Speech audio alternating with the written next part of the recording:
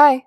In today's video, I'm going to show you how to make vegan homemade Pop Tarts. This recipe makes 8 Pop Tarts in total. I made 4 cherry and 4 blueberry. So to start, the first thing you want to do is make the filling. And like I said, I made 2 different types of filling here. I'm starting with cherry, and this is just a combination of frozen fruit, sugar, and lemon juice. I'm sure you could make this with other fruits as well. You could probably do like a mixed berry. I'm sure you could do strawberry, but here I'm just combining the fruit, sugar, and lemon juice in a pan and heating it all together, stirring it every once in a while, and over time it will thicken up and start to bubble, and it'll eventually become a thick jam-like consistency. So I did that both for the cherries and then a separate filling for the blueberries. And make sure that this is the first thing you do, because if you let these fillings off to the side and have them sit either at room temperature or you can put them in the fridge, they will thicken over time and you want them to be nice and thick. Next, I made the crust, and this pastry is basically like a pie crust, really.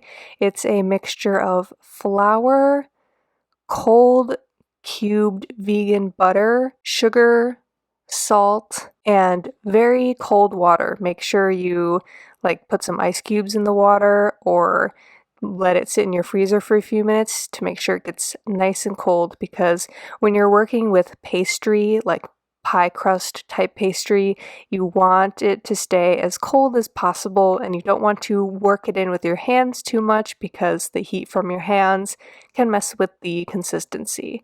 So first you stir all those dry ingredients together, then you add in all of the cubed butter, and ideally here I would use a pastry cutter tool to break the butter up and work it into the dry ingredients. But if you don't have one like me, you can use a fork. It'll do the same job, it just takes a little bit longer. And you use the fork to break up the butter and it becomes this crumbly texture, kind of like wet sand is how I would best describe it. And once you're at that point, you can add the cold water. Then you can use a spatula to fold it a few times together. Don't overwork it again.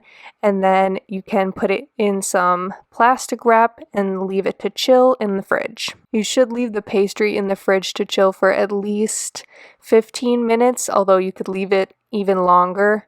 Once your pastry is ready, I went ahead and preheated my oven at this point to 425 Fahrenheit, and then I prepped my surface by sprinkling on some flour so it's ready for the pastry to be rolled out. I cut my pastry in half just because I think it's easier to work with rather than having a huge sheet of pastry, and plus I was making 4 of one flavor and 4 of the other. So I made the cherry ones first, and get out your rolling pin, or if you don't have one, you can use any sort of cylinder. Make sure it's nice and floured and your hands are floured as well, and roll out your pastry. And the pastry should be about 1/4 of an inch thick. It's quite thin, not as thin as an actual Pop-Tart pastry, but it should be a nice ratio of filling to pastry. And once you have that rolled out into a rectangle like this, you can cut out 8 different rectangles, and this will be for 4 pastries, so you have a top and bottom for each.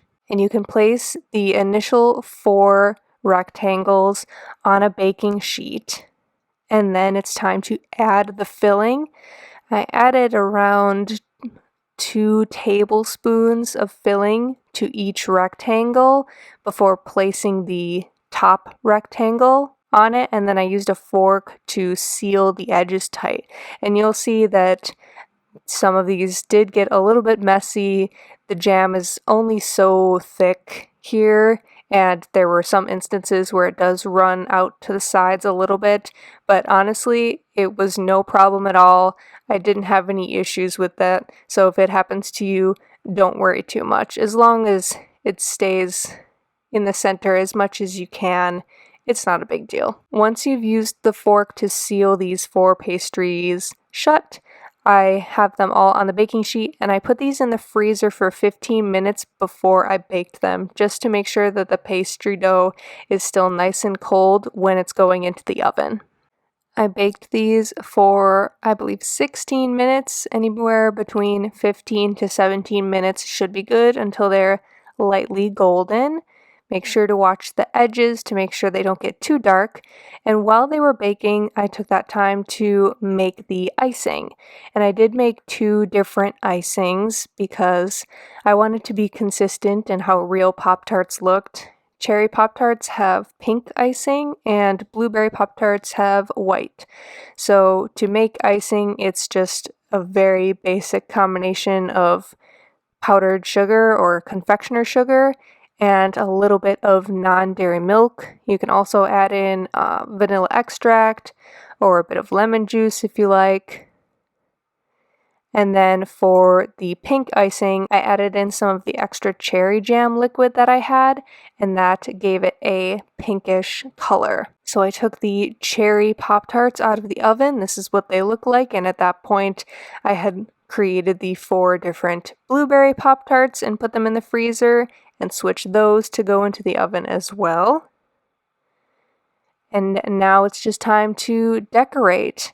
I put the frosting on the Pop-Tarts, and I also added sprinkles. Again, just if you want to be like classic Pop-Tarts, cherry ones have red sprinkles, and then blueberry ones have rainbow sprinkles.